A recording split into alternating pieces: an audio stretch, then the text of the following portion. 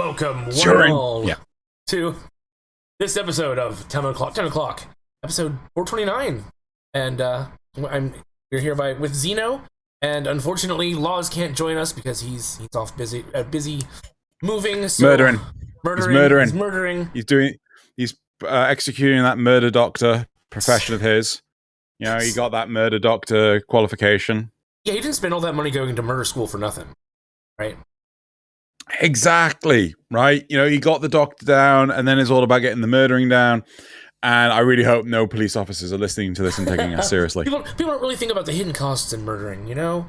There's disposal, there's, getting new clothes. Anyway.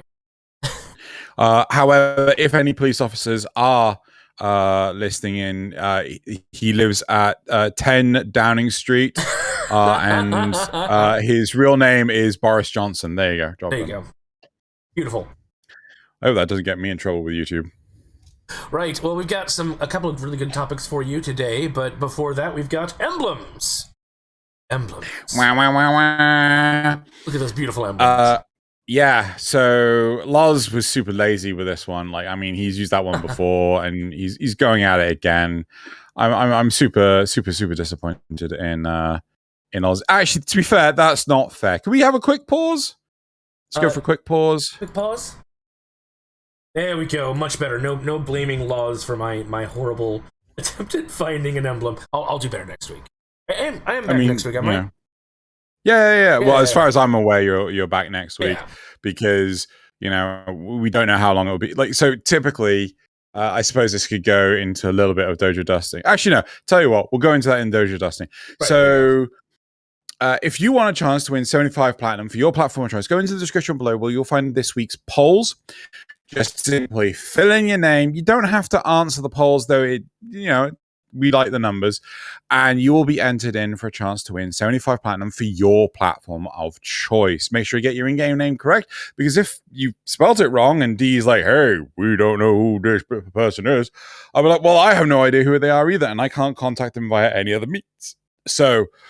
Yeah, please make sure you, breathing, get your in-game name correct. Right. Actually, to be fair, I think someone actually at one point in time did it for a troll, and they actually won.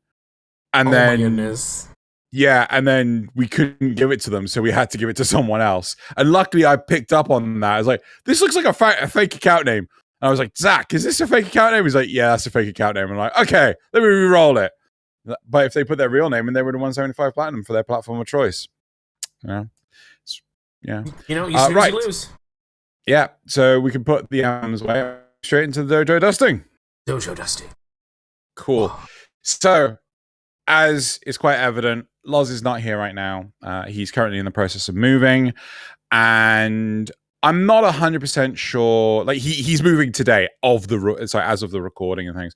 I'm not 100% sure as to the state of his internet. So for anyone that isn't aware of how it plays to get the internet in the UK, very briefly, it takes weeks. It is up to the whim of a company known as OpenReach to sort out your internet connection. So Loz has to choose a service provider. This could be British Telecom. This could be Zen Internet. This could be Virgin Media. Actually, not Virgin Media.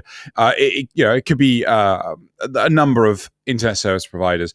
But then they have to talk to OpenReach, because they only deal with OpenReach only deals with other businesses, to then install the cable into the property. So that's what Loz has to organize and things. And it's entirely dependent on OpenReach's schedule. They literally could take weeks to sort this out. So, as far as I understand it, Naz is going to be here for the foreseeable future until Loz is able to get his internet connection sorted. Though if I were him, I've done this in the past. As soon as I actually found a property, I order the internet connection as soon as I find it. Right? I don't even care if I don't have it yet. I was just like, I put in for the contract and everything, and then I'll just, get the place and get it ordered, because it takes literal weeks. And then sometimes it'll be installed like 2 or 3 days before I've actually successfully moved in. Yeah. I thought, so at the beginning of that story, you said, if anyone doesn't know how you get internet over in the UK, I thought you were going to follow that up with, you don't. Dragons? No. and it kind of sounds like you don't. You just It's so hard to get it. You just don't. Yeah, it's honestly it's like originally you would call up your internet service provider. You say, I'd like an internet connection. They would then organize it with British Telecom or BT, and then BT would come and install the line. However, the government, in its infinite wisdom, decided to separate British Telecom and Openreach into two separate companies, right? So, the one company that deals with installing the lines has no sway, so is not swayed by Openreach. However, I'm pretty sure the money that goes into the bigwigs' pockets, come from the same companies, but. It is what it is. Governments, eh? Right. So that is it for. Dojo Dusting. Another piece of information. I am starting on the early pre-production stuff of the next machinima. If you are interested in helping out, feel free to leave a comment below, or alternatively, and this is probably the better option, jump into my Discord and make it known to me that you are interested in helping out with the machinima. This will most likely not be a voice acting role, but more along the lines of in-game actors and things. It will be key that you have some Tenno equipment, but we could probably work with whatever you've got anyway. And some bits will become vital, but if you have them, you have them. If you don't, you don't. It's not the end of the world. Right. I think that is it for. Just about covers it. Right. I think that just about covers it. And next we got the War Report. Wait, isn't there actually? No. Oh. Someday. No. Someday. Not Sunday, but someday. Right. Okay. So what happened this week in Warframe? So we had. Oh gosh, we had an update, didn't we? Yeah. Did that drop this week? I'm pretty sure it did drop this week. Yeah, because wasn't it Wednesday? Yeah. Because that's why I have the. That's why I'm wearing the Grendel skin in this video. Skin. Yeah. Yep. So we had that. It was Tenno round 2. It was the Lunar New Year stuff. There's a floof. There's a skin. There's a bunch of. You can buy. There are little emblems that you can put on your ship, and they only cost a credit, and you can buy an unlimited amount. So people are making carpets and all sorts of crazy stuff out of them. Fantastic. We also had Banshee. I was going to say Banshee, right? Banshee and Mirage Prime return to Vaults. That was of I think Tuesday the 15th, and it's the first unvaulting of 2022, and you could see the full list of all the niceties on the Warframe website. What comes with it? Apart from and we also have an announcement. The next dev stream is on Friday the 11th of March, which I'm not gonna lie, I'm a little bit sad about. Tiny bit, but what can you really do? And they announced that it's going to include gameplay of the Angels of the Zariman. So the update. So I mean, who knows? It could be around the corner. It could be months. I don't think there's any other War Report stuff. Shall we get into the topics then? Yes, let's. Right. So the first topic is, for the love of the void, stop using AoE weapons on radiation sorties. And our second topic, to introduce it, do you want to hit the button? Sure. Yeah. Is, can we just agree that the man in the wall is the best part of this game? Right. So going back to topic 1. Yeah, very. Right. So the first one. AoEs are a pain in the ass on radiation sorties because AoEs make it easy to accidentally kill your allies. I've seen way too many people run the Ignis and Brahma. Use your brains. Am I jaded? Yes. Still, this should be common sense by now. I mean, at least they can admit they're jaded, right? Yeah, fair. So one question I'm certainly going to be bringing to the audience is, are you still running sorties? So Nazith, are you still running sorties? Not often, but sometimes, yeah. If it looks like it's a relatively easy one, I'll knock it out. I don't think I've touched sorties in the better part of a year. I mean, if not more. You almost always get an Anasa sculpture anyway, so it's not like you're missing any. I mean, it's like, so here's a question for you, right? Mm-hmm. You know, people have said that bounties need some TLC on the plains of Eidolon. I'm very much adamant of, like, you know, just let them rot. Should sorties get, you know, some TLC? You know, I think both sorties and void fissures to a certain extent need some TLC, especially with Deimos in the mix. It feels like, actually, I guess there are still sorties on Deimos, but there are no void fissures there. But either way, I feel like they need some more diversity in either the locations or the types or something. I think the biggest problem for me, and I know I speak for Loz on this one as well, is the fact that the effort to reward, is pitiful, right? You do 3 missions, which, you know, you could be super unlucky and get 2 really long ones. And, you know, what you're given 1 reward at the very end. Yeah, they could actually make it a little more like bounties, where at each stage you get a reward, and at the end you get, like, the chance at the highest level rewards. Yeah. Yeah. That's a thought. Why not have some kind of bounty system for sorties? Maybe even allow you to run it more than once a day, but not too much more. Maybe twice. Well, I think you could do that, but if you're going to do that, you have to take away the, you know, you only get 1 pull of this reward table. Yeah. Right? You know, you can't get multiple pulls of the reward table. I think that's probably the best way of looking at it. But yeah, it just feels like, I feel like sorties have been left by the wayside ever since the likes of Nezha were removed from them. Wait, Nezha used to be a reward in sorties? Yeah. Oh my god, I apparently missed out on that. Yeah, no, Nezha used to be part of the reward thing for sorties. Wow. That's how you originally... Yeah, so I'm pretty sure, you know, Nezha's parts, because Ivara was off of the new spies. Spy vaults, yeah. Yeah.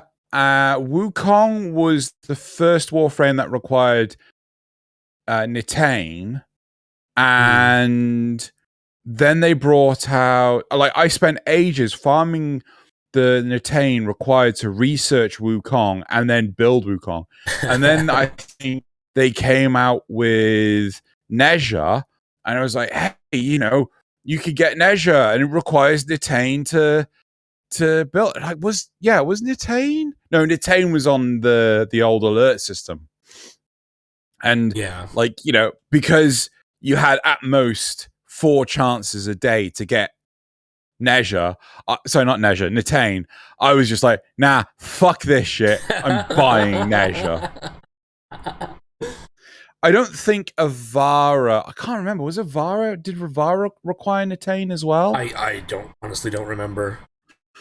But yeah, I was just like, you know, I've done this. I'm not fucking doing it again. I'm fucking buying it outright. I can't... Yeah, something like that. But yeah, it's crazy. You know, the sheer volume of work behind it. Especially now that they've been... I mean, they're just giving out legendary cores left and right now, especially if you actually hit. Well, before Legendary 1 came out, I already had 3 from other sources, from like watching streams, and I think TennoCon gave out 1. When they redid all the melee mods, they gave out 1. But now, if you're in legendary rank, every legendary rank you hit gives you a legendary core. I think even MR30 does. Did I don't think MR30 does, because I did it recently. It may not have, but I know for sure the legendary ranks do. Okay. I feel that, well, I mean, also feel that, you know, when you're legendary 1, you don't even need those cores anymore, yeah. Yeah, it's like, is it really that impressive anymore? Right, but that's kind of what I'm saying is but that is still the top level reward on a sortie. Yeah. So here's a proposition I have for you, my good sir. What if they are so sorties reset daily, don't they? Yes. Right. What if you had a caliber of sortie that was once a week, so like a, you know, call it an excursion, right? Right. You had an excursion. You could do it once a week, but you could do it multiple times for chances at the reward table. But each time you did it, it gets harder and harder and harder, right? So, like, yeah. I like the idea, but I think you're going to have a problem with matchmaking. Okay. Because you're going to have to match somebody that's at your level or do it solo. So, I don't know if it would be that difficult to do. I mean, one thing they could do is give you a handicap. Right? Now we're talking. Something like a dragon key. So, well, no, I'm thinking like you do 10% less damage. Yeah. Right? And you have 10% less health, and you have 10% less shields. And then that way you could, in theory, do it with... Oh, would that work? I don't know if that would work. Because my thought then is, like, if you could do it with other people as you're still incurring the... Then they'd just carry you, right? Is that... Yeah, that's the thought. So I don't think that would potentially work. I guess if as many people are doing that on a daily basis as are doing the sortie, might not have as much of a problem with matchmaking. I'm thinking of like more normal missions where the star chart is just vacant. Or alternative, yeah, no, I get that. Or alternatively, it's a simple case of, you know, the first uncapped version, the unhindered version of this excursion, right?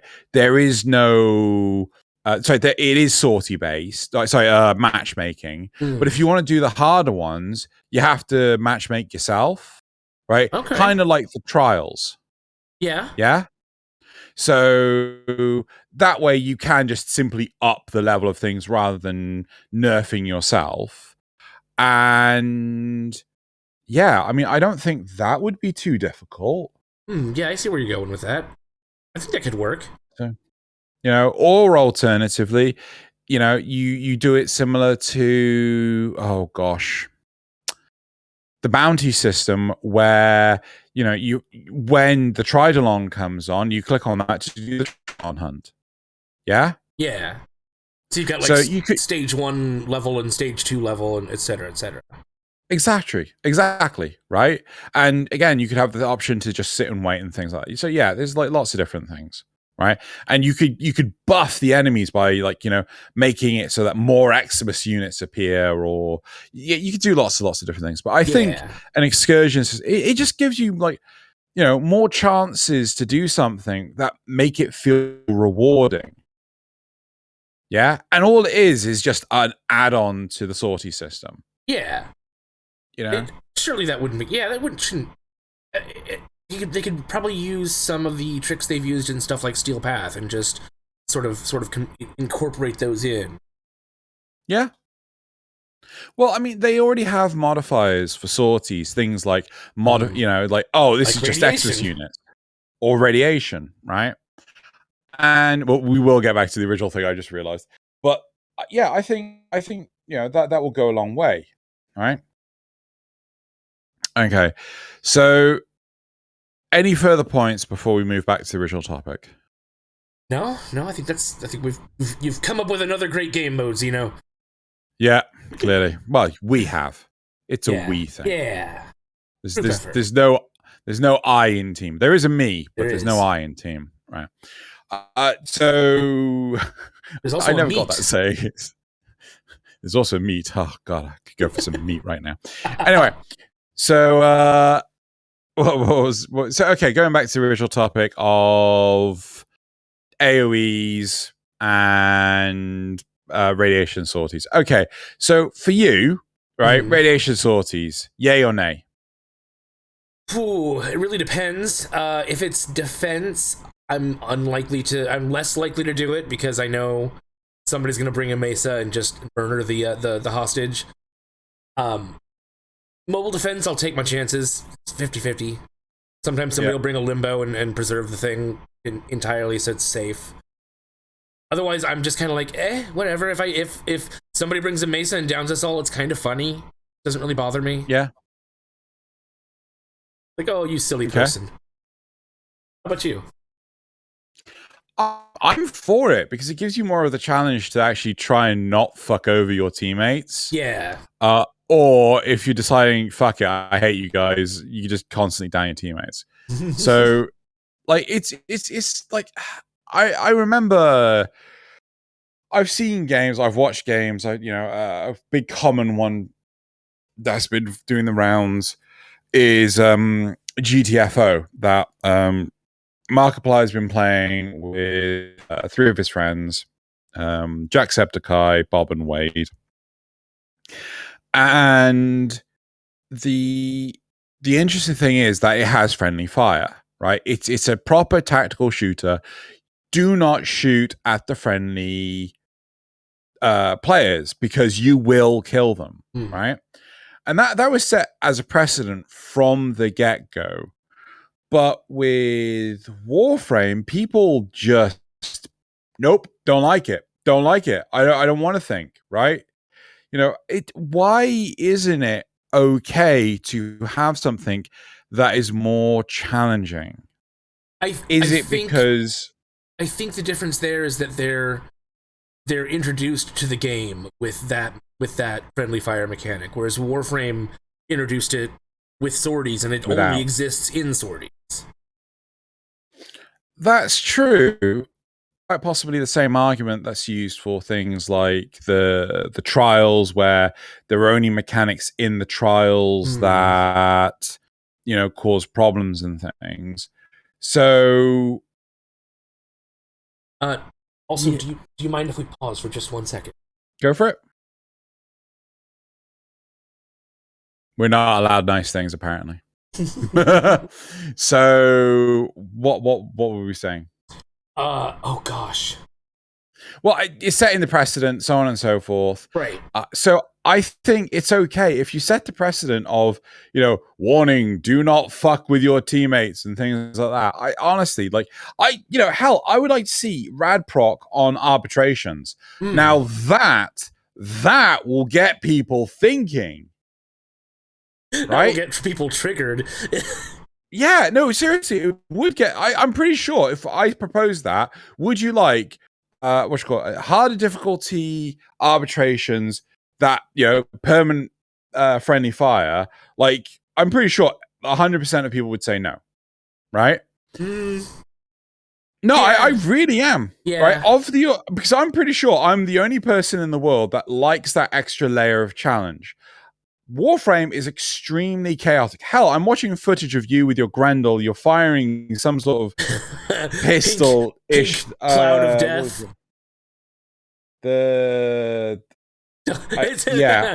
Don't look at the name. What the fuck is this? No, it is a kit gun from. Part of it's from Fortuna, and part of it is from Deimos, and it's the Spore Lacer. And I've also Right. got primed fulmination on there, so the explosion radius is just massive. Massive. Mahusive.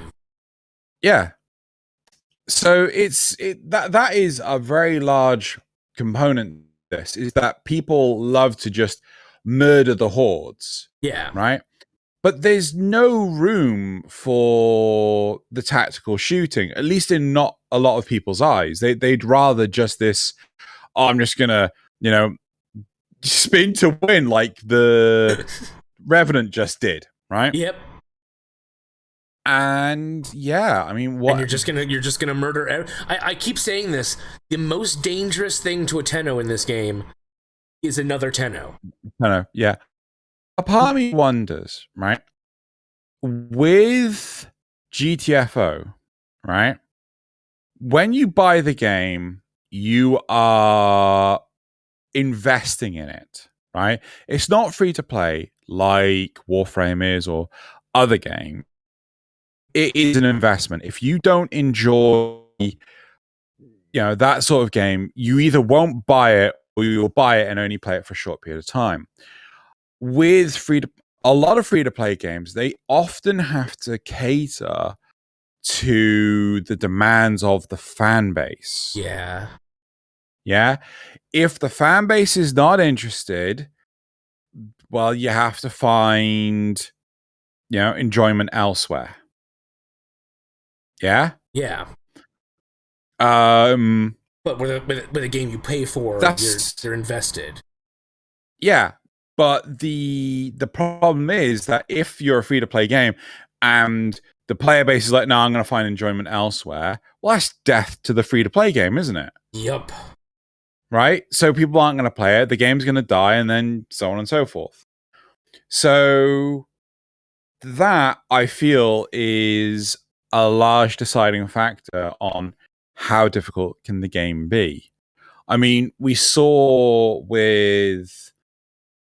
I am surprised. Oh crap! What's the sentient that turns into a ball, a disco ball, and starts shooting lasers in is a that circular... the Conculist? I don't know which one it is, right? But it's one of them. Yeah. Yeah. And I always hate those with mobile defense missions because they shred the defense target instantly. Yeah? Yeah. Oh, yeah. I'm surprised that still happens. I'm surprised that people haven't complained enough. And well, it's because it only happens on Lua, If it was happening all over the game, you probably would hear people complaining about it. Yeah, that's true. Remember when the Wolf of Saturn 6 was first out, and he was targeting defense objectives and rather than players, and there was just this massive outcry. Yeah. And then they fixed it. Well, they changed it. I don't want to say they fixed it, but they changed it. Yep.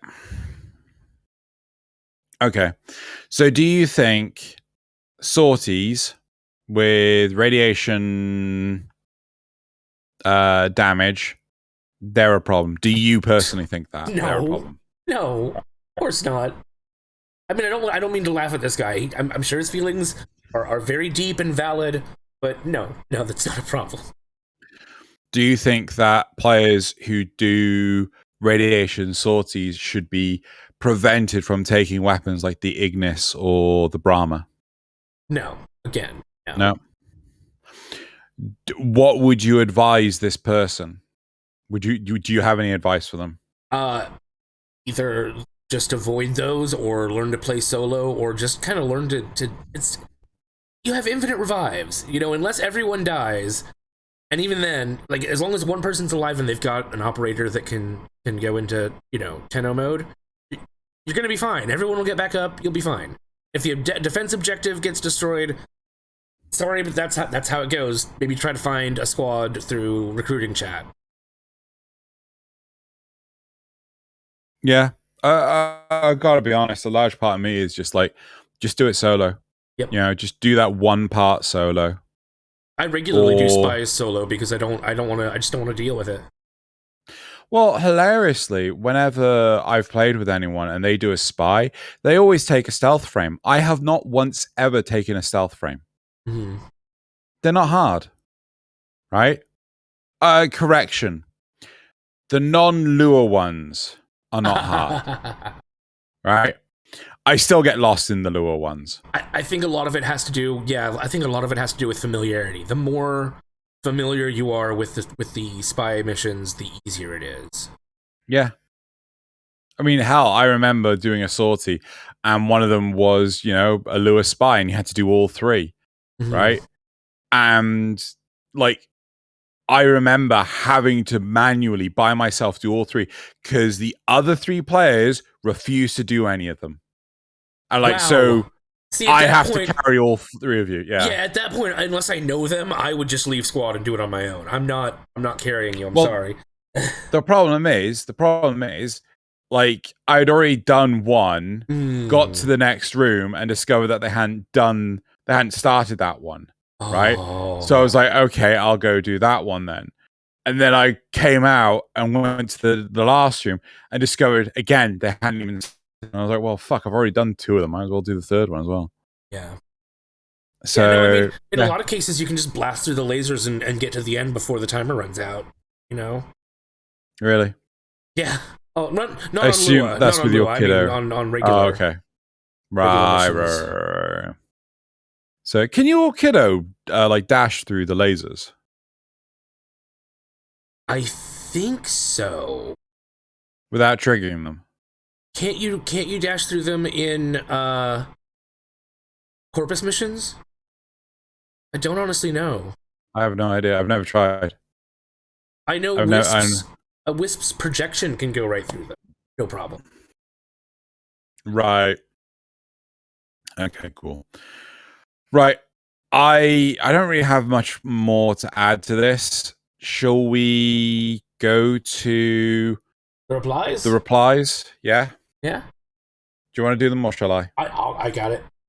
So cool. We have, there is an arcane that can make you immune to radiation. Only time radiation has been an issue. Yes. It's arcane healing.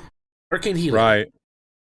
It's because I don't remember why I used that for a while, but I did. There's also a magnetic one that's really good for Eidolons.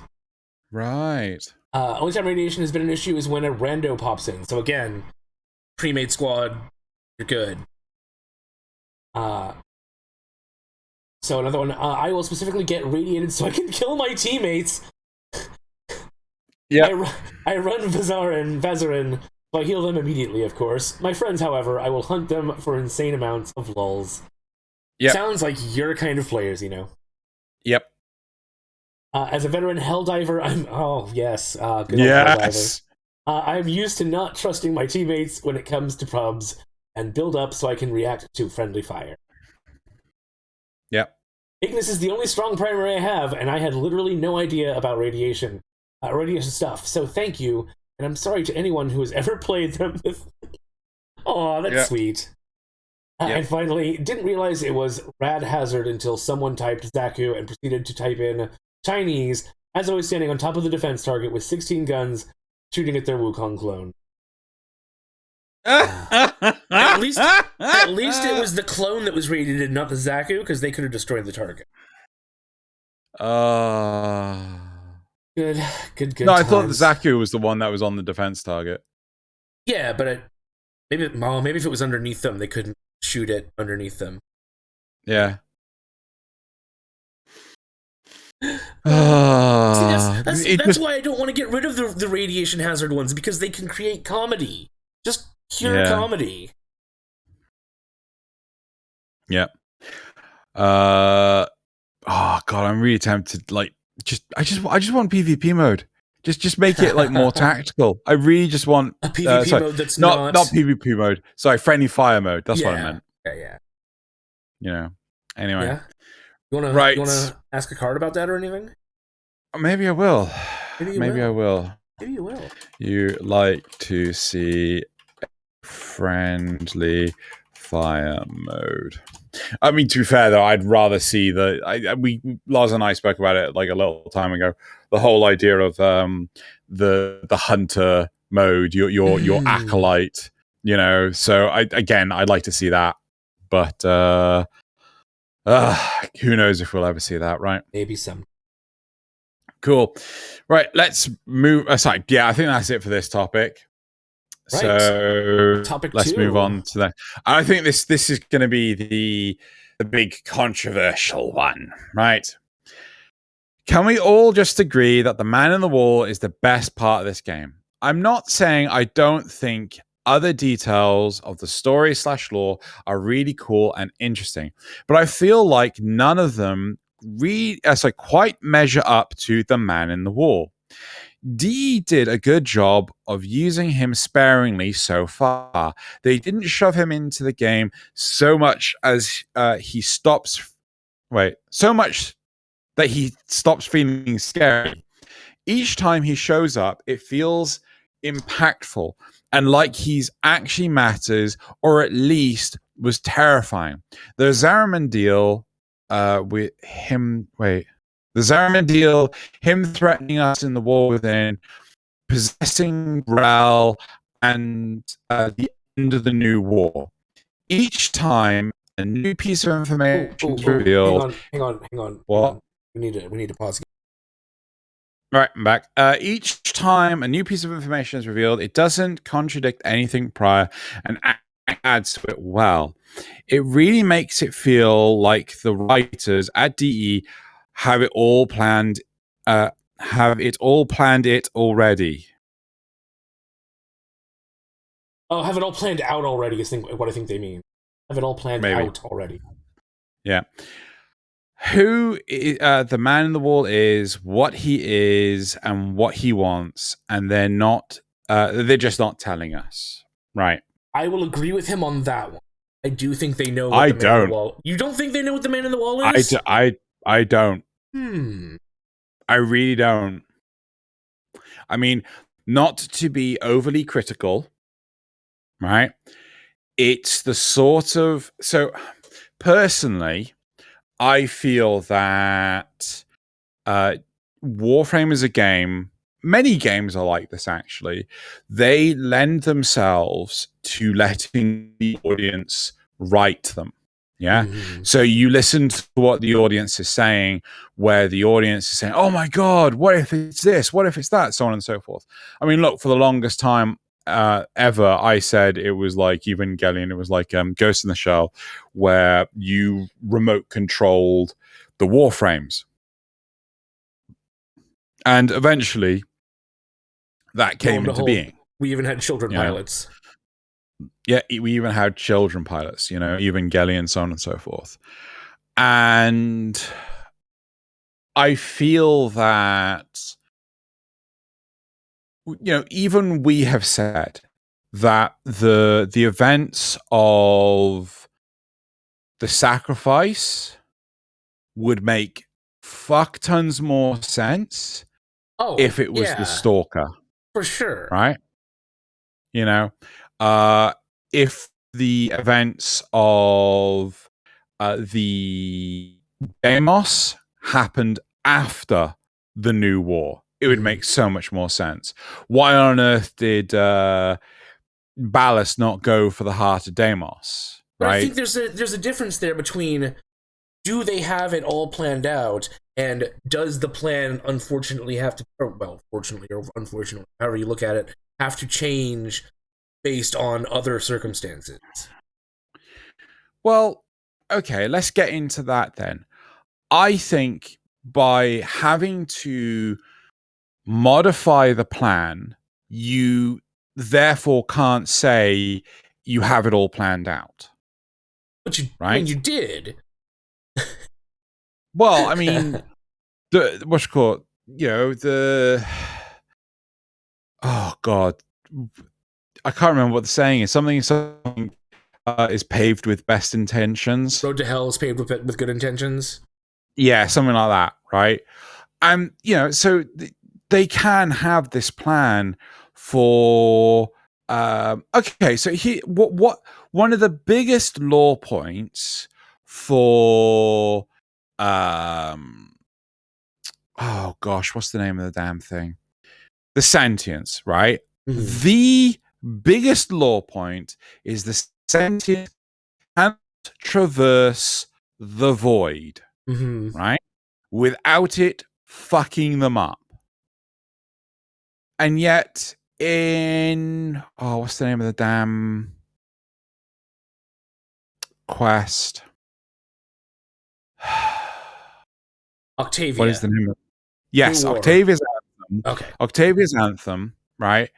We have the sentience going through the the void, and apparently it's the cephalons that are keeping them safe. Yeah, which never really made any sense to me, but sure, whatever, yeah. Not only that, but the cephalons have never ever been used again. Yeah. To any, why aren't the sentients trying to harvest the cephalons? Why hasn't the sentients gone after Jordis? What's it called? Jordis, right? Jordis why hasn't the sentients? Jordis is like prime, right for the taking. Jordis isn't in a relay. Jordis, well, actually, to be fair, Samaris and Suda, I mean, they're just in a fucking relay. What protection do they have? Yeah. Right? Also, there's like no explanation of how the cephalons exist. Do they exist in the physical world, or do they exist in the... I've always believed it to be in the digital world. Yeah, right? They exist in the weave, and then they have a representation in the real world. A hologram. I guess? Right? Yeah. Except maybe Ordis doesn't? I don't know. It's weird. It's super weird, right? And it's not until we have a we have this interaction that is it possible to know. We all have our headcanon, right? Yeah. We all have a perception of, it's clearly like this. But have you considered this? And then we have instances where, something happens in the plot, and then wait a second, this is kind of retcon now, right? Oh God, what was it? The biggest plot controversy of them all is the Skirjati, right?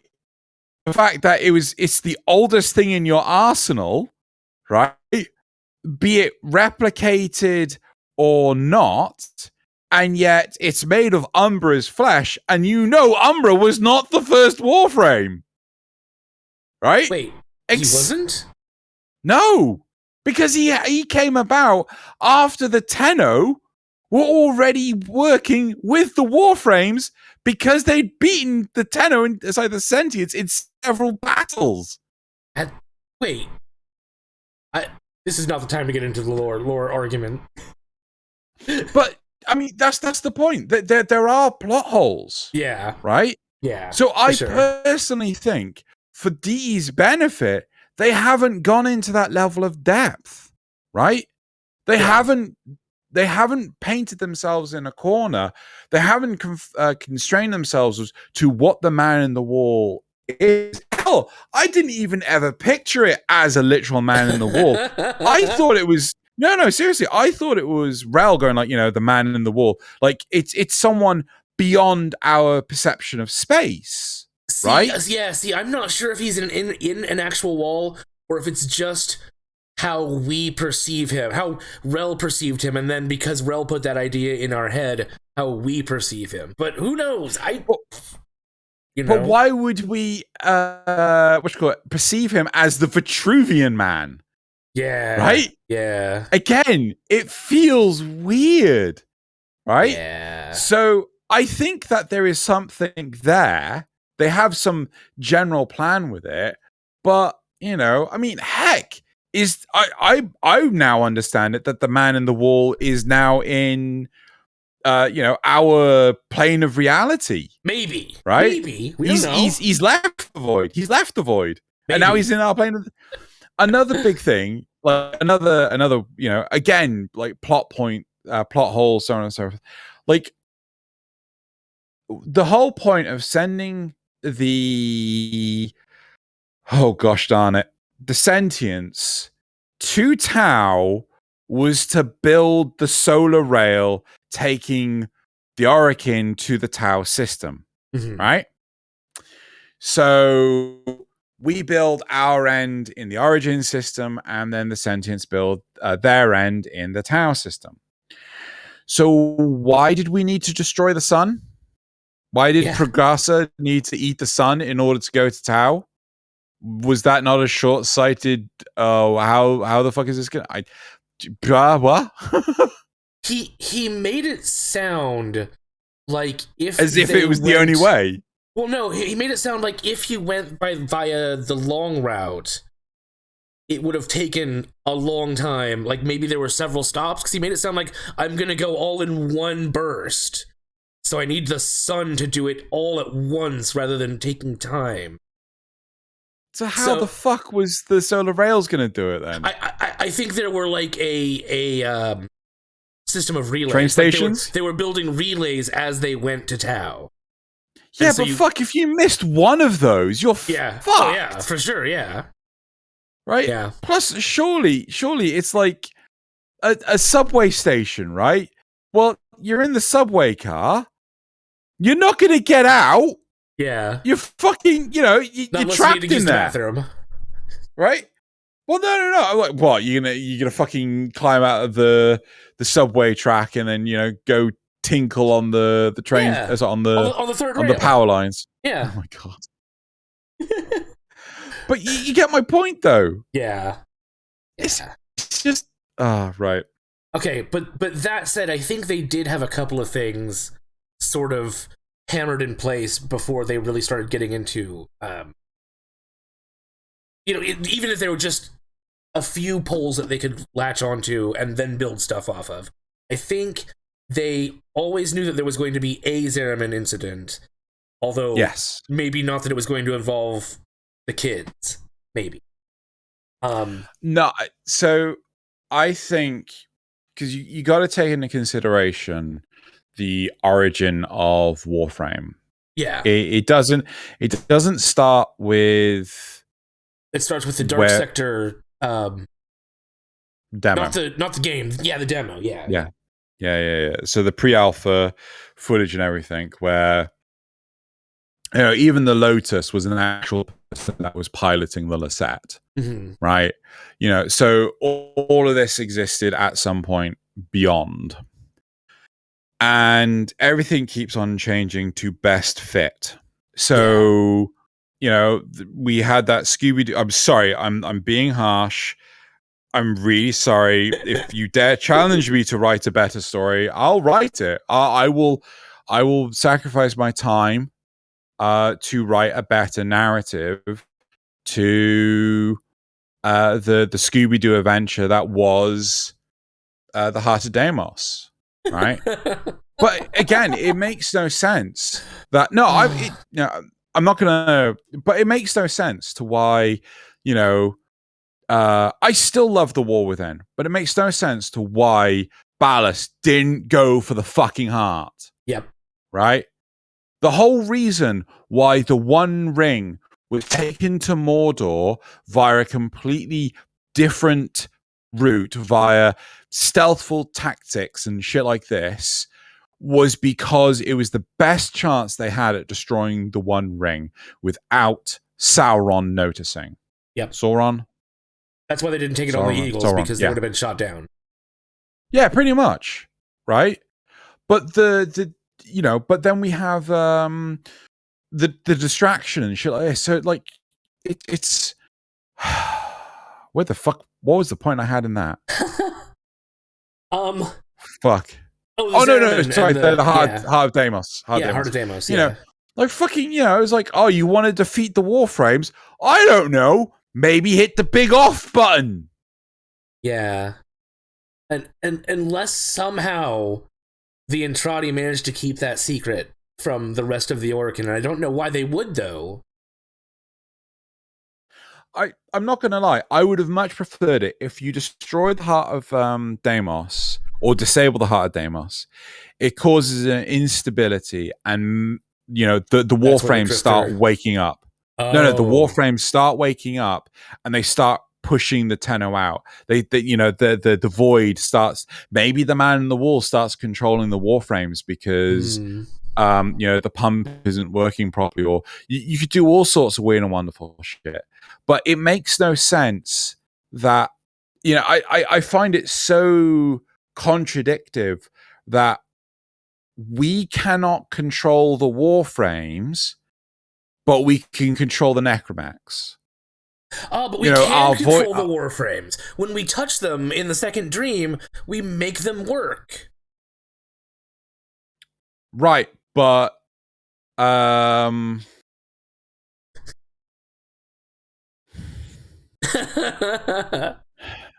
so wait, are you trying to tell me that the reason why it goes skew-if in the heart of Deimos is because the second dream because the second dream happens afterwards? No, right, sorry.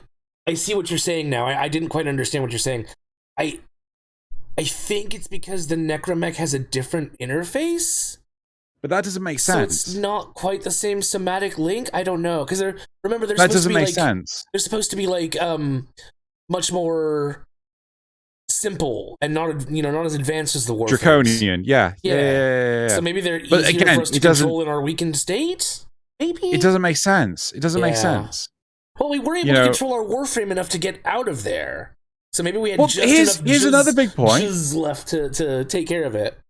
Well, here's a plot narrative that's been ignored, right? Our warframe fucking ripped the goddamn war out of itself, right? And then proceeded to break it. It's just like it did that by itself in the second dream, right? Yeah. Warframes are people. Yeah, I mean, we fucking said that the whole time, didn't we? But so it's just like it doesn't fucking make sense. Like, why would the warframe just turn off? Who knows? When in the second dream, fuck. This is again why I feel that the man in the wall is very loosely put together. I think they know. Obviously, they know that he's supposed to be a void being. I think that's been clear from the start. Yes, but beyond that, I'll agree with you that they probably don't have any super solid things, other than that he represents the void in some way. Yeah, I mean it's weird to me. Like, actually, to be fair, one thing I think they might know what he wants to. Actually, maybe. I think one thing that would be really cool is if the man in the wall sort of lodges itself by the heart of Deimos to block off the door. So it's like, nah, no more void for you. Nom nom nom nom nom nom nom. So basically, he used us to get out here, and now that he's out here, he doesn't need us anymore. He can seal. No. I honestly think no. I think he planned sorry. No. I don't think anything. Right. Sorry. I think it would be cool if the man in the wall literally slotted in place at that big ass door that's right next to the heart to seal off the door from everyone, not just us. From everyone, not just us. From everyone. So the void. So that that would mean that the solar rails stop working. Yeah. That would mean the warframes would stop working. But I always felt nothing. Yeah. I always felt that the Tenno they're not linked to the void. They have the void imbued in them, right? They have the void coursing through their cells. It's not like Cyclops, where Cyclops from the X-Men has to have solar radiation in order to get his eye beams to work, right? It's more like Charles Xavier. Charles Xavier is always telepathic, right? He doesn't come and go when he pleases, unless he goes to the Savage Lands, but we're not going to go there, right? So that's the whole point, though. Do you see what I mean? Yeah, that's kind of what I thought too. But apparently, they're just batteries that need to be recharged constantly. I honestly conduits. Honestly, I think that's going to get retconned again. You think? I really think. Yeah, probably. Yeah. Yeah. Yeah. Because why else? I mean, no, I don't know. getting into new war stuff, Okay. I don't feel like I need to. I don't need to go down that path. Okay. I will say one thing. I do not want to fight the man in the wall. Yes. Right? So, for everyone else's benefit, if you're a World of Warcraft fan, you'll know exactly what I'm talking about. In Warcraft mythos, right, there are titans, right? And these are like godlike beings, yeah? Not literal, but like. And there is one mad titan by the name of Sargeras. And this guy should be able to just flick his hand and you cease to exist, right? You know, he just like consumes you in hellfire, Yeah. right? How do you realistically fight something like that? Exactly, right? And yet, gotta make it happen. So yeah, it would feel wrong that we would fight godlike beings in Warframe, because then how are we struggling against level 200 Guinea? We've killed a god. Yeah. How on earth are we? It wouldn't be comparable. I don't think he should even really be physical in the traditional sense. So how would we fight that? It's the same way that the Stalker could never really kill us in our Tenno form, because we're not really there until he got us into our somatic chamber, and then we were. I don't know. Do you mean kill us in our Warframe schools? You're never really there. Yeah. Right. It's also why when you bring your Tenno onto the battlefield, they can never really die, because they're just a projection from your Warframe at that point. Well, my understanding was that that's the whole eternalism crap. Yeah, probably is. But now my understanding is that, and like, because you pointed out to me the whole, because you see them sort of like keel over and die. Yeah, it's like, oh yeah, that fucking works for eternalism, doesn't it? This is the timeline where you lived. Yeah. Well, it's not just that, but you forced yourself into this timeline where you lived. Yeah. Right. And it works, right? It makes weird amounts of sense. I always thought with what's the name of the damn The War Within, whenever you failed to get past the Golden Moor and you had that, I'm that floating reset. in, yeah, that reset screen. My thought was, that's because you're not actually there. You're having an inception moment. Mm-hmm. That was my guess. Anyway, I do not think. I don't think there's anything massive. I'm not a huge fan. The fact that it physically looks like a man that's part of a wall. I flat out laughed at that. I'm not even gonna front. I was just like, that's goofy. Come on, guys. It's taking it too literal. Yeah, I mean, they have talked about like the Wall of Loke and stuff, but I always took that to be metaphorical, not a literal. Well, Albrecht, the grandfather in Trati, I'm pretty sure he never described the entity to be a man in a wall. Yeah, did he? It looked like him. He said it looked like him. That's all he said. So that's the same way that we get hey kiddoed all the time. It's that. Out of interest, have you been hey kiddoed since the new war? Yes, I have. You have? Okay. Yeah. Oh. Yep. The only change that I can think that I know of is if you picked the Drifter, the finger no longer talks to you in the Railjack. Although I haven't checked that as of 30.1, so maybe they changed it. I don't know. Okay. Interesting. Right. Comments? Right. So, love the character, love his presence. I, however, have renamed him as the See you next Tuesday in the wall. There you go. Due to him scaring me time and time again, good old Heikino never escaped. I some.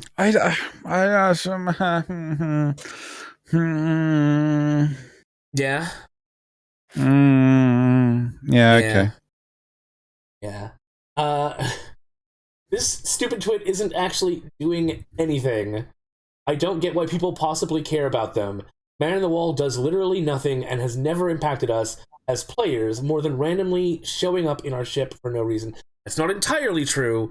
In Chains of Harrow, he was technically using Rel to attack us.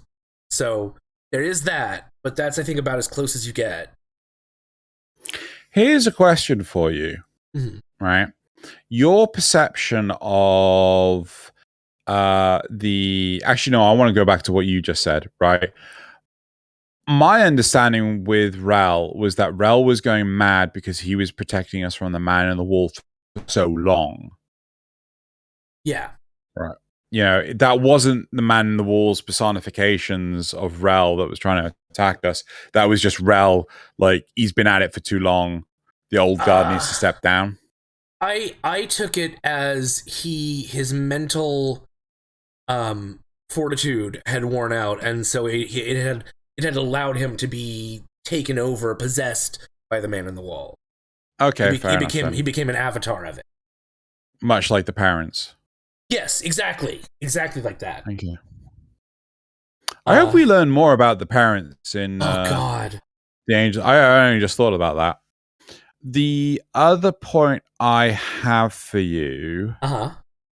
Oh shit! Have I just lost it? The stupid twit isn't actually doing anything. He doesn't. I don't get why people possibly care about him so much. The Man on the Wall actually had nothing, no impact as players.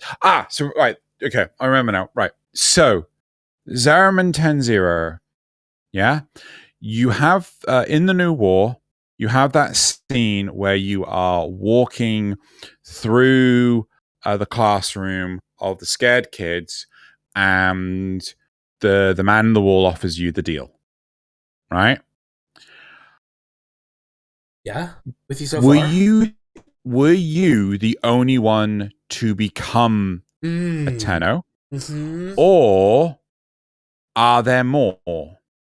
So this partly goes back to Loz's whole "you're the only Tenno that exists in the storyline," but obviously you weren't.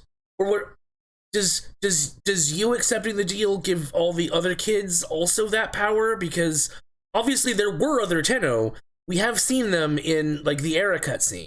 We know they existed. So yeah. Did he give it to everyone? A lot of people think he gave it to the Lotus most recently, because now she seems to have laser beams and her hand glowed at the end like the Man in the Walls did or something. Also, he had her hand when he offered us the deal? It's weird. It's really weird. He had her hand? We didn't shake his hand. He was holding the Lotus's hand out, her severed hand from the beginning. What? Yeah. He was holding out Eidolon Lotus's hand that was severed at the beginning of the war with it. Or sorry, the new war. When Ballas cut it off with the paracesis. Fuck, did I miss that? I did too. Somebody pointed it out to me and I was like, oh my God. Yeah. Did you go back and check? Yep. On one of my playthroughs I checked it. Yep, it is 100% there. Yep. So wait, is it he's holding her hand? He wasn't at first, but when he reaches out to give us the deal, he is holding her hand. In which hand? The one that extends? The one that he's extended out to us, yes. It's her hand? Yes. We take her hand that he is holding, and that completes the deal. I don't remember seeing that at all. Oh, good times. Good times. Fuck, that was subtle and a half. Yeah, because they're both wearing. He's wearing the Zariman suit, right? So he's already dark, and the hand is dark, and you're not really focused on. You're focused on more on the glowing, I think, than the fact that he's holding it. Weird. So, fuck, I'm gonna have to replay this now. So he offers you. What happened to her hand? Does when? So in the beginning, when she's being sucked into the vortex and we're holding on to her, Alice comes along with the paracesis and slices her hand off. Her arm off. Yeah. So then we and the hand and everything get sucked into the void. I assume the hand gets sucked into the void, and I don't actually know if it shows that. Well, it must do, surely. I know for sure that we do. I mean, obviously. So, but if he's a being that exists outside of time, it's conceivable that he could have her hand from the future. Because to him, it's all happening at once. Yeah, but that's a little bit fucky worky. It adds a whole new level to the paradox. Yeah. Yep. Did we get our powers from Lotus? Or did Lotus get her power from us? Or did we all get it from the man in the wall? What's going on here? Yeah, this is a little bit fucky worky. Shall we just move on? Yeah, I think this has blown my mind. Maybe there is actually more behind this than I actually considered. Right. So, aesthetically, it's a good take, but Man in the Wall is so late in the game, he makes pretty much no contribution to the reason why we play the game. He's also not part of the gameplay content, and this game is 99% gameplay. Yeah. I mean, unless you really go digging for the lore, and even then, yeah, I'd say 98, 99. That's about right. So I'm adding this to the questions, because, like... yes. Did you notice that Lotus's hand? Yeah. Right, okay. So, what was that last point? 99% game. Yeah, he comes in way too late, apparently. No, so Warframe, this is something that a lot of people, I kind of feel they delude themselves when it comes to Warframe. It's like, how much is farming? You know, Warframe is a farming simulator. It always has been. Mm-hmm. At no point in time has it never been a farming simulator. And I think that I feel that when people say, oh my God, Warframe's like so grindy. Oh my God, I can't believe they're making us farm this much. It's like, they've always made us do this. Yeah. Right. The problem is you've now been doing it for so long that you've cottoned on to that they're getting us to do this. So I personally do not think it's fair for people to make that complaint. What is the old saying? Familiarity breeds contempt. I just gonna nod and agree. Okay, excellent. I win again. But yeah, I mean, like, it's weird because, like, aesthetics, it's a good take, but Man in the Wall is so late game. It's pretty much no contribution to the reasons why we play the game. Like, I disagree. He doesn't need to make. First off, he doesn't need to make contributions to the reasons why we play the game. I mean, like, I know the majority of people that skip the plot in games because it's just like, oh, I'm bored of the plot. Oh, I just want to play the gameplay. Oh. And the gameplay of Warframe is really solid, right? Yeah, the lore bits are cool for the people that love the lore, but it's not the be-all and end-all. Yeah. Right? Yeah. I mean, I love the lore, and I weep when there has been no lore for a long time, but I still enjoy the game. I still love the game. That, you know, those things helped hook. If it was just the story and didn't have that gameplay loop that I like so much, I wouldn't play it. Yeah. Yeah. Next one. Right. Unfortunately, a lot of people have absolutely no clue who he is, and were very confused, and didn't care about the ending of New War because A, the story of kind of just Frankenstein together, and I'd wager 90% of the player base has no idea what the fuck is going on outside. Haha, Lotus good, scary space abomination bad. Unless... That unless at the end. And B, the story is spread out across years in small chunks, so if you play as things come out and aren't a huge lore person, don't remember shit except the most major plot points. Not that that's very flexible or fixable, just unfortunate. I. But although all those plot points are replayable at this point, you could refresh yourself on the story. Yeah, there are some plot points that aren't replayable. So, for example, okay, if we're talking like operations and stuff, yeah. So, I mean, do you remember that at the end, or partway through the second dream, right? We are, God, what's his name? Alad comes along. Yeah, and he has to run away, and he goes, "You owe me one." Yeah. Right. Do you remember what our repayment was? Oh, it was part of. It was an Arid Fear. No, it wasn't Arid Fear. No, I don't even remember now. Operation Shoutout. Yes, because we helped when the acolytes were chasing him. Yeah. Yeah. Yeah. That was the payback, was to protect him during some stuff Shoutout. About the infestation, and we helped him out of that too. When he infested himself. No, are you talking about Two Men of Rigor? Maybe. Two Men of Rigor was before the War Within. Yeah. Two Men of Rigor was at the beginning. Sorry, not the War Within. Second Dream. Because the Two Men of Rigor was when the Uranus tile set was coming out. And the Uranus tile set was the introduction to the Tar quest line, which ultimately led to the Second Dream. When did Alad V release the Mutilus strain? That was after we defeated him, after Gravidius Dilemma, and which is pretty early on. Yeah, we're talking like God, 2014-ish. Yeah, didn't we help cure him of the infestation after that? Yeah, only in Two Men of Rigor. Yeah. Okay. All right. Yeah, so that was years later. He owed us for that, or like a year later.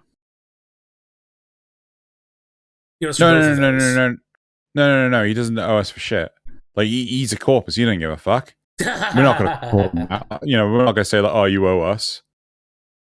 I mean, fuck. He technically owes us for bloody the Ropodopolis because he's a moron who fucking agreed to a deal that was too stupid to bloody see through. Yeah. Anyway, I kind of get where this person is coming from in terms of plot taking years, but after a while, a game as a service does not live by the plot. It's not possible for a game as a service to live by the plot, and that this is just the way games of as a service exist. Exactly. Right? World of Warcraft. How many fucking times do you have to replay the same fucking raids and dungeons before fuck? Yeah. It takes months for the plot to move forward, and if it does, it fucking trickles along. I almost I mean, we've said it before. It'd be great if they could release more operations and stuff that gave us small chunks of story more often. And in all honesty, I know people they don't like the idea of doing operations because operations lead to exclusivity in terms of the lore. Yeah. Right? But I'm sorry, that's how real world works. Right? Oh no, I reject the real world because I can't experience World War II again. You know what would be a perfect place to showcase those bits of lost history? The Laverian. We actually raised that in the last week. Oh my god, this is what I get for not watching the whole episode. Womp womp. Didn't you answer the polls? Nope, no, I didn't even answer the polls. I'm terrible. Womp womp. But yeah, I also see what they're talking about with the story being Frankenstein together, because you talked about that earlier, where they have to, they have to change maybe what they planned and. Yeah. I think I wouldn't be surprised if originally the sacrifice, again, this is my pure 100% speculation with the sacrifice. There is no evidence to truly support what I am saying, right? a part of me feels that if you put the stalker in that narrative, it makes shit tons of sense. Yep. But then I'm 100% with you. But they wanted it so that you would get the Umbra as the reward. But what's going to happen? People are going to pitch a fit that you can't have the regular stalker as a playable skin, as a playable character. Yeah. People would want to have that. People want to have their cake. They want to have their cake and ate it too, right? So, so you can't win. So that's why I think they shifted it to just be pure Excalibur Umbra. Yeah. Yeah, I can see that. I hate it, but I can see it. Right. Should we call it there for topics? I believe so. Which takes us on to the graphs. Did you hit the graphs? I'm button? just about to do that. There we go. Yep. It's on graphs. To the graphs. Cool. Time for the graphs. So the first, there's only 4 Legraphs this time. So the first Legraph is which do you think is the best proxy in Warframe? Hyenas, Moas, or Ospreys? I cannot believe that Moas didn't win. I am... Oof. Shut up. 6% said Ospreys, 44% said Moas, and 50% said Hyenas. This is what I get for not voting. So, yeah, that's what you get for not voting. Cool. The second one, how do you feel about a Moa that could climb a wall, could climb walls, and then bunker down to turn into a turret? All right? There's some missing percentages here. But 71% said positive. Sorry, 24% said neutral, and 71% said positive. I don't know why. I mean, there's some missing percentages. Negative. Yeah, I don't know what's wrong with that one. No, I don't think anyone's negative. I think the percentages are just off. Right. Okay. The next one is: do you think D should invest in expanding the lore of the Origin system? Maybe through the variants and elaborate on more of the events pre-Old War. 100% said yes. Oh, that's a good one. Yeah, but no, seriously, get Gravidius Dilemma, slap Gravidius Dilemma in a Levarium. There you go. You don't need, you can just bloody explain it all, right? And then the last one is: would you like to see Orokin in would you like to see other Orokin in Plains of Deviri? 6% said no, 6% said that they didn't care, and 88% said yes. I think you could have an interesting Orokin, especially if they're not aligned with any of the ones we already know. But a big part of me really wants to say no. I think we've had enough Orokin. Nah. Yeah. Fair enough. Right. Okay. So that's it for the graphs. Now to move on to supporter questions. Gosh. Yeah, supporter questions. All right. Are you going to read these, or shall I read these? I got it. Okay. Zergal asks, before we start the supporter questions, I'm going to ask everyone to make sure you subscribe to the channel, like the video, and share it if you can. It really helps. He wrote it in a terrible font called Math Fracturer. Amazing. Yep. He then asks, he then follows up with, would you be interested in playing Warframe Classic? How it was when you first started playing or shortly after? So we talking open beta or... Nope. Yeah. Nope. Nope. I think I would for the nostalgia, but I wouldn't stick with it. Well, I mean, the biggest thing is, people kept on saying, oh, yeah, let's play if I could play World of Warcraft, it would be Wrath of the Lich King when it was at its height, right, at its peak. Because there were so many classes, even in Vanilla and the Burning Crusade, that were utterly useless. Retribution Paladins, which was my class of choice at the time, was one of them. They were completely useless.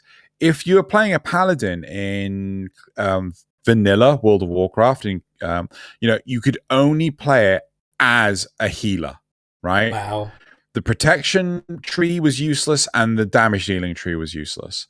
So, and similarly, I wouldn't want to play what's called classic Warframe, because damage 1.0 was just too simple, right?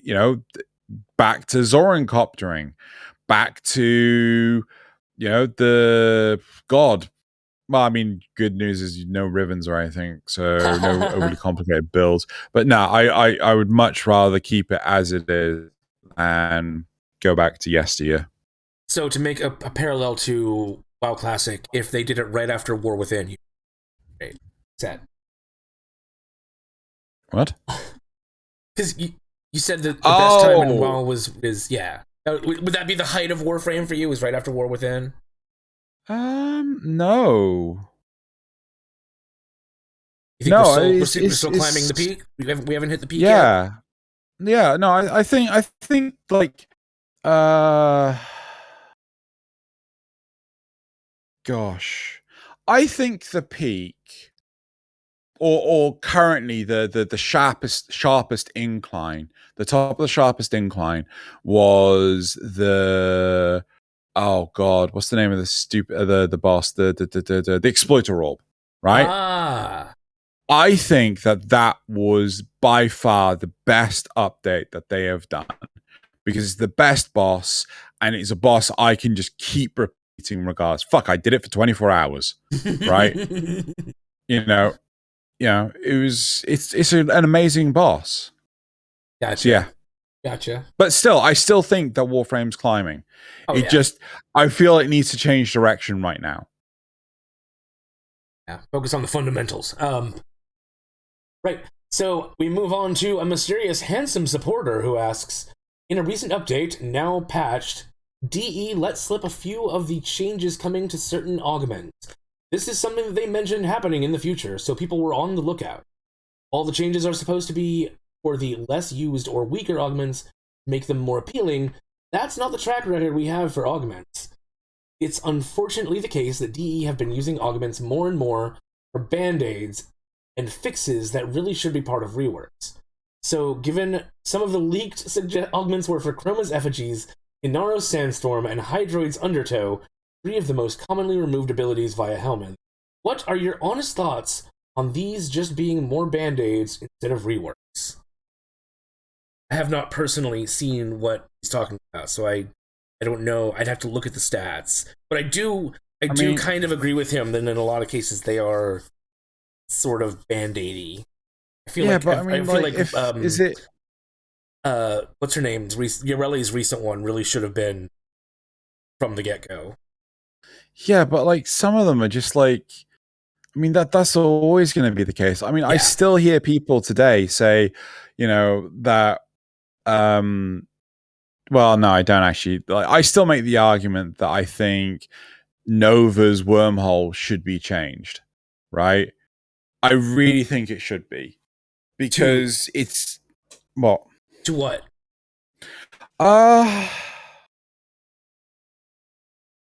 What would I change it to? I think first off, I would want it to have a vacuum facility so that it draws enemies into it, right? I would like it to be 2 ways, right? So maybe maybe only Warframes can go both, but if an enemy goes in, they never come back out, right? Oh gosh, what else would I do?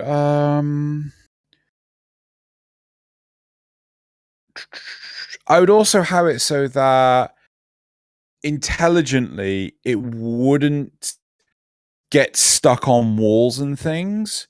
So basically it would stop with a satisfactory distance away from a hard surface. So it's just like calculating the distance. Right. Would I wouldn't have it go through, like I was thinking like, what if I a locked door? Could I wormhole through the locked door?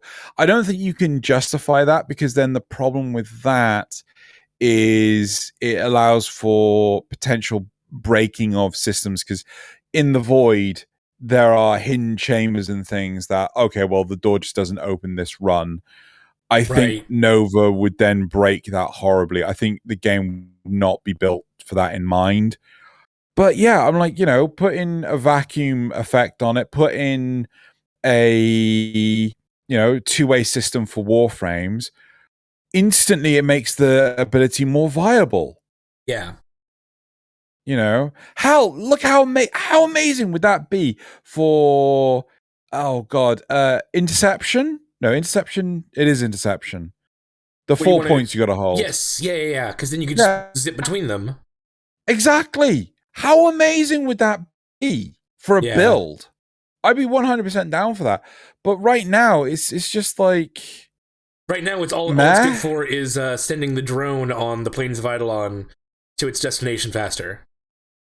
There's one, right? It sucks up the fucking drone. You don't have to. No, seriously. You don't have to try and weirdly line it up. So Yeah. friendly. Yeah, there you go. Friendly NPCs and things actively go through Nova's wormhole. There you Right? go. They see Nova's wormhole. Instantly would be a great augment. Yeah, augment or baseline. Either way, I don't. But it's just like this.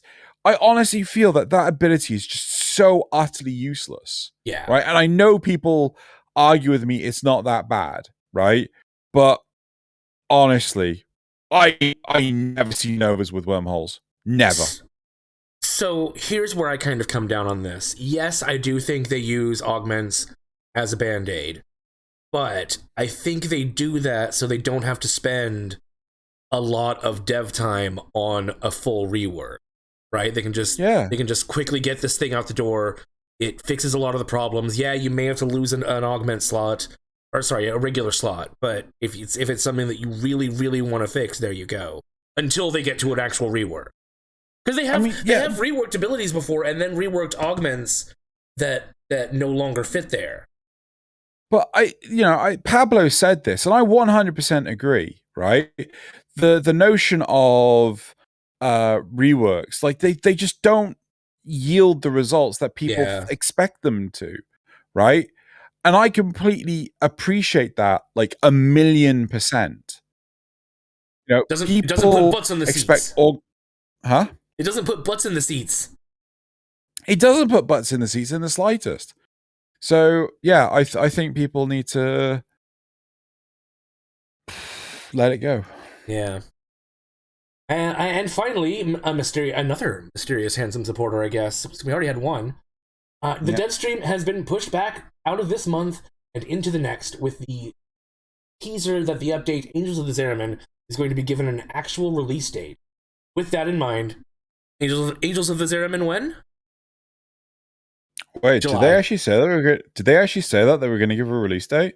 I didn't look. I'm going to trust him on this. I thought they just said we're going to reveal gameplay footage. Twitter.com/Warframe. Oh, it's Play Warframe, isn't it? Yes. Play Warframe. Right, there it is. Good luck finding it among all the promoted tweets of Tenno Gen. Yeah, there's a lot, wasn't there? There we go. Mark your calendars for the gameplay reveal of the Angels of Zeraman. Go back to where it all began during the dev stream 160 on Friday, March 11th. There is a link here. I haven't actually gone to.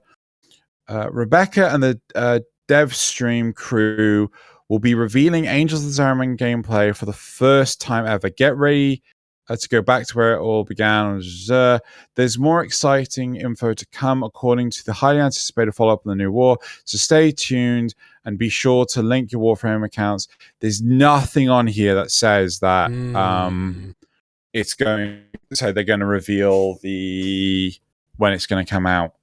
So I want to make that one clear. But the other side of it, Tuesday. Yeah.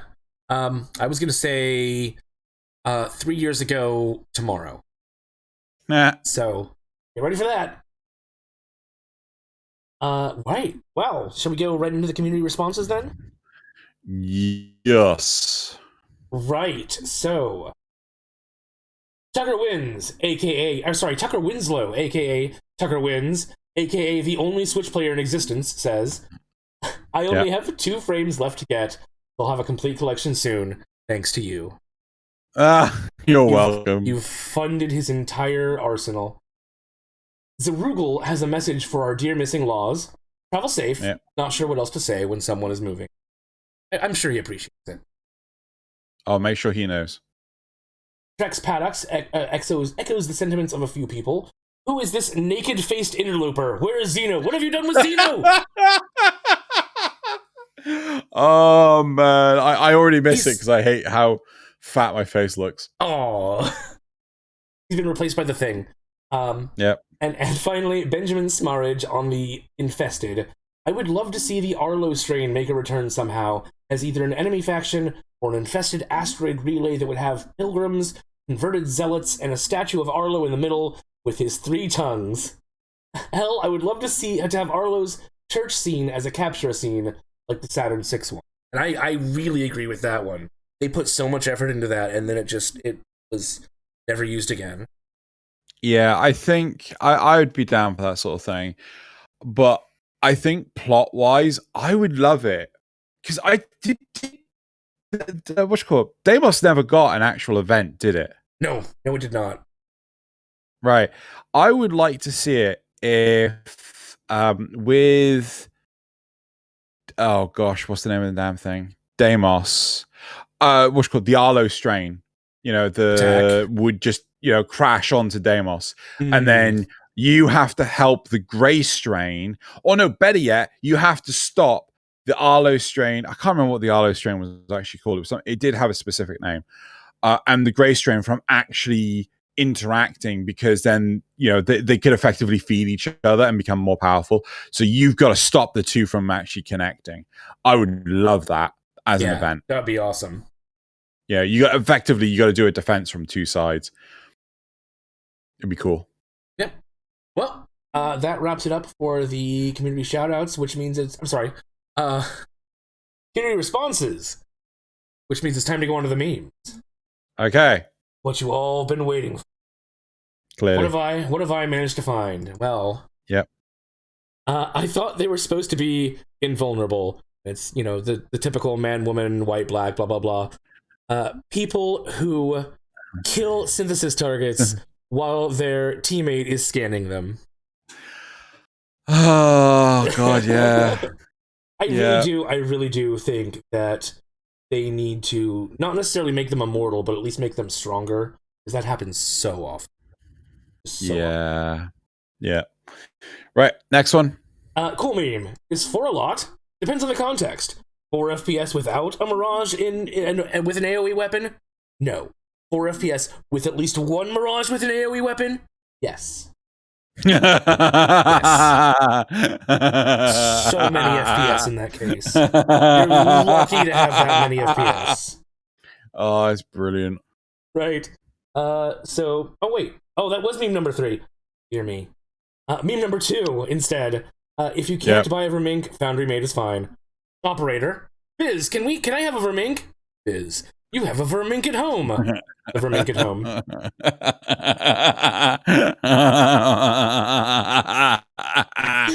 Oh, brilliant. Right. When you log in to a new floof in the shop, this will make a fine addition to my collection.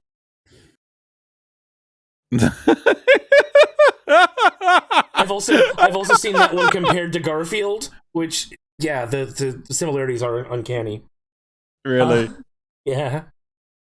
Will we get to see that animal in Warframe? That would be amazing. No, it's just because it's the year of the tiger now. Come on. Okay. The Sergeant in a nutshell. I just fought him earlier in the footage. Expectation. Oh, yeah. It's the Dragon Rider from Dark Souls 3. Reality. Yep. And finally, no! You've wasted the specimen. Was I wrong to entrust synthesis to you? Yep. I receive standing. You receive those Warframe parts you shouldn't have deleted earlier.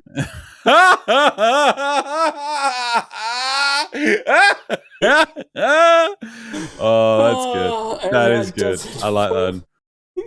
Right. Which means it's time for the community shoutouts. Yep. You are so enthusiastic, dude.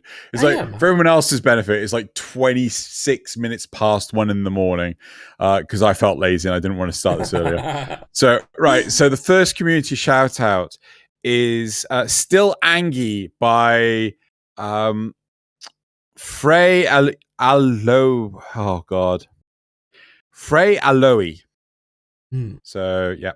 That is Harrow and an operator. The operator. Yeah. Yeah. Aw. Yeah. Or yeah. Yeah. Second community shout out is That Mars Fight by Ari. Right. I actually had to go to extensive looking at this because it is the right person's account, because the signature on the image is not the same as the person's name on the account. But if you follow like their Tumblr and all sorts of weird, you find out it is actually the person. Gotcha. Very, very lovely. That's a gorgeous Nadaruk. Yep. Then the third community shout out is I Love My Weird Robot Alien Space Mom by Robot Mythos. Yeah. I love the name, but I mean the piece is gorgeous. Yeah. Is that Limbo? Yeah, it's a Limbo. Yeah. It's definitely a Limbo. It's the Tenno Gen pirate helmet. Yeah. I know that because I have a space pirate but Limbo.